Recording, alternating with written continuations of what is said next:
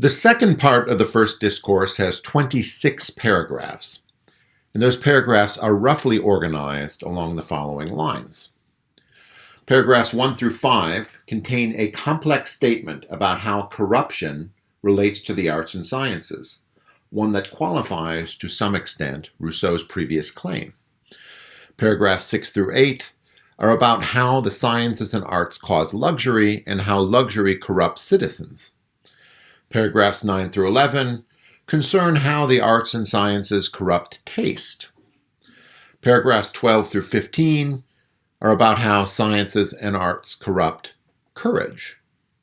16 through 19 gets to a more fundamental issue about how underlying the entire concern about the arts and sciences is Rousseau's issue with inequality, and this explains how the arts and sciences come about.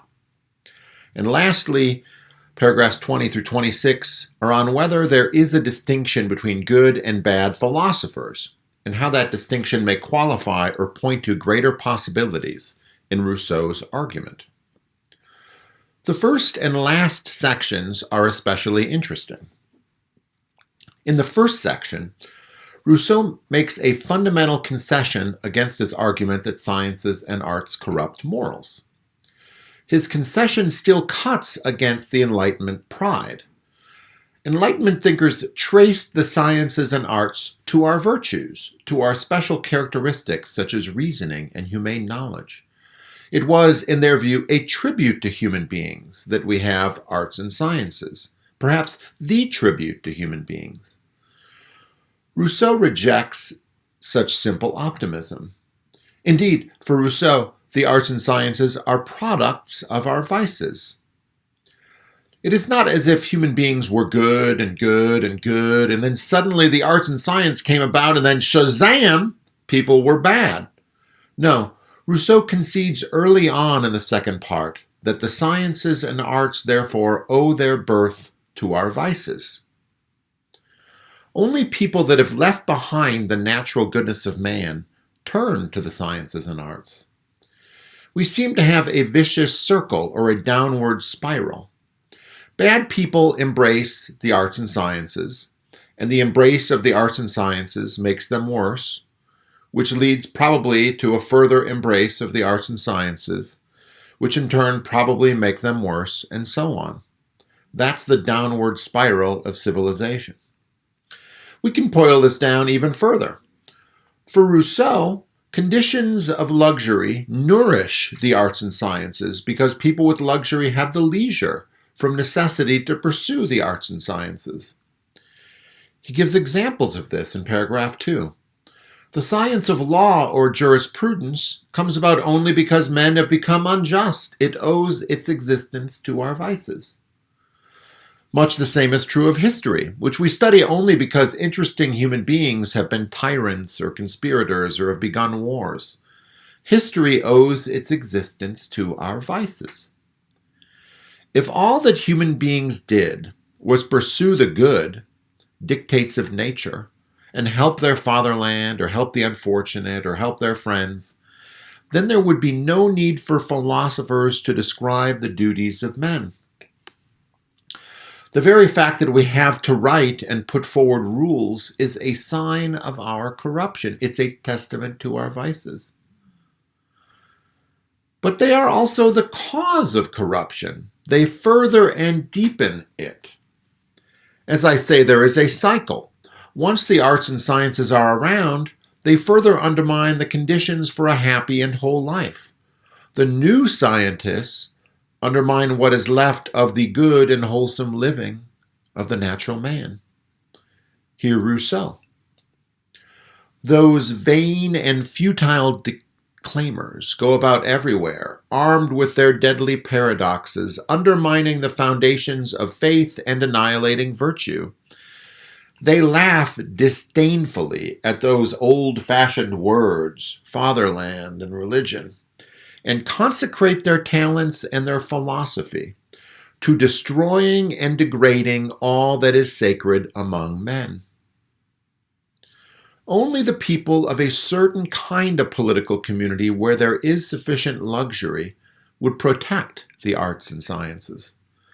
Once a political community has sciences and arts, it will become even more difficult to maintain a dedication to the political community or the fatherland, or to maintain faith or religious belief. And as patriotism and faith wane, science becomes ever more the standard of public honor. This is the cycle that the arts and sciences participate in. The sciences and arts are effects and causes of degradation in the downward spiral. Let us apply this thought to luxury, military virtue, and taste. If enlightenment comes from luxury, it also produces luxury, which, Rousseau says, is fatal to sound morals and political health. Rousseau indeed lists several instances where poor and warlike peoples conquered rich and enlightened ones. Additionally, while enlightenment arises only when people are not simply slaves to necessity, the arts and sciences in turn destroy the military virtues that political communities need to defend themselves. Modern soldiers, while they may be brave and effective, cannot stand the test of the elements, and they lack the genuine force and strength of ancient soldiers. In another instance, if enlightenment comes from changed tastes, where people no longer enjoy simple pleasures, it also degrades and corrupts taste further.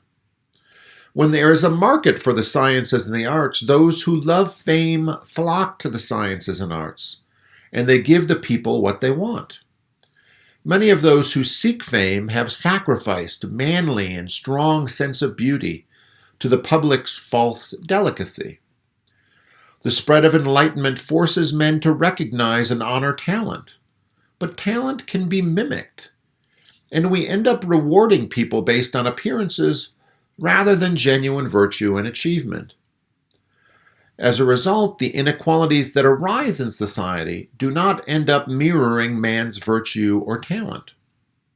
In our age of resume padders, fake news, and phonies, I think we can understand Rousseau's point.